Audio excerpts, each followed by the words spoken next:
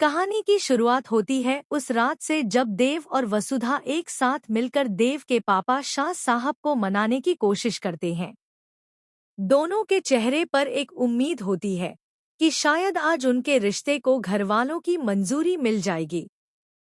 वसुधा folded hands में आंसू लिए शाह साहब के सामने खड़ी होती है और देव कहता है, पापा सा, मैंने कोई गलत काम नहीं किया। मैंने बस उससे प्यार किया है जिसने मुझे समझा, मुझे अपनाया। शाह साहब की आंखों में आग सी जल रही होती है।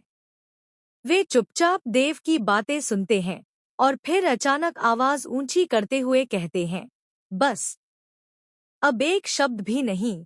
देव, तुमने जिस लड़की को अपनाया है उसने मेरे घर की इज्जत को रौंद डाला है। और तुम मेरे बेटे होकर मेरे खून पर दाग लगा रहे हो। देव की मां चंद्रिका भी वहां खड़ी होती हैं। उनकी आंखों में आंसू हैं, लेकिन होंठों पर एक शब्द भी नहीं।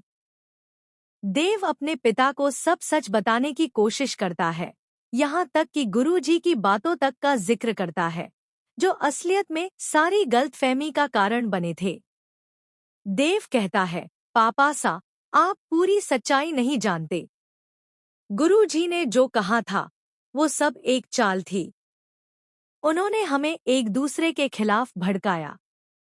लेकिन शाह साहब का गुस्सा और बढ़ जाता है। उनकी आवाज में ठंडापन और तिरस्कार उतर आता है। देव, तुम्हारे इस पाप का कोई प्रायश्चित नहीं।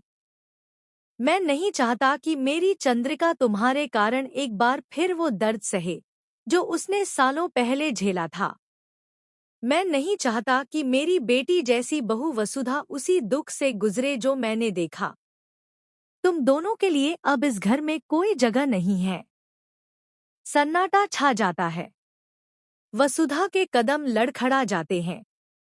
देव का चेहरा उतर जाता है। वह बोलने की कोशिश करता है, पर शब्द